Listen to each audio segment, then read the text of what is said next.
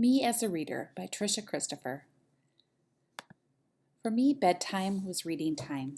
I didn't have a lot of books, but I did have a large book of bedtime stories that was very near and dear to my heart. My mother was typically the one that would read to me. My greatest memories are of her reading to me from a book of nursery rhymes. Sometimes she would read me the pages, and sometimes she would just recite the rhymes.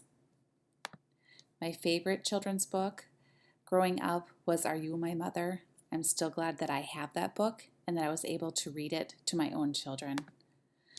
My mother made time to read each day. It was her me time, her time for herself, and she set a great example.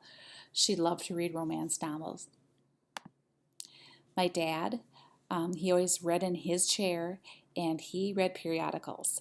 He read the Wall Street Journal, Money Magazine, various finance magazines, Newsweek, Time, National Geographic. I didn't myself pick these magazines up, but he set a good example for the future that it was important to be informed.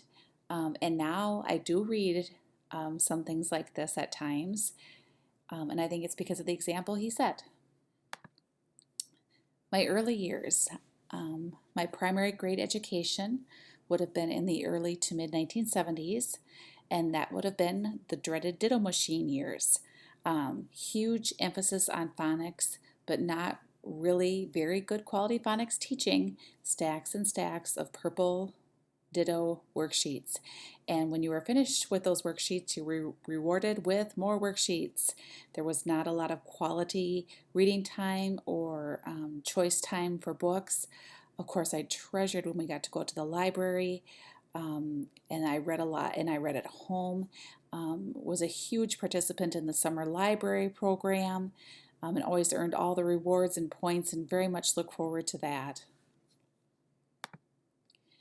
Yes, I remember being in the top reading group. Reading and writing always became very easy for me. I remember an experience of being rewarded with chocolate cake in front of the other kids who were not in the top reading group. It was mortifying. It was horrifying. I did not want to be in that top reading group. I did not want to be a good reader because you weren't very well liked that day. Middle school and high school. I just remember a lot of required reading that was not relevant to my life. So again, I was not enjoying books. At that point, I really wasn't visiting the library. I was doing my homework, participating in sports, doing what was required. But that my love for reading was definitely not being nurtured. Once I was an adult, out of college, um, I began to appreciate books um, and the space that they could fill in my life. I prefer reading over TV any day. I get very attached to the characters, very attached to the stories. Um, I get sad when books end. I'd much rather read the book than go to the movie. Um, I do a lot of reflecting and self reflection when it comes to books, and they've helped me do a lot of self discovery, and I'm very appreciative for that. But don't get me wrong, I enjoy my People magazine, my Glamour magazine, my People Style Watch, and some of that mindless reading is very welcome at the end of a long day of teaching. My earliest memories are playing school in the basement. I had an old set of school desks, antique school desks, and stuffed animals as students. I came right home from school and played school. I took those extra ditto sheets out of the garbage can and played with them. Favorite Christmas gift ever, chalkboard and chalk. What I like about school and what I like about learning is that I get a real sense of accomplishment and pride from that. I like learning that is relevant. That is huge to me. Um, I did get my master's degree in reading, and at times I felt a little bit of academia there, and I realized that that was part of it. But I really enjoy classes that have some practicality in them. And I also enjoy using creativity.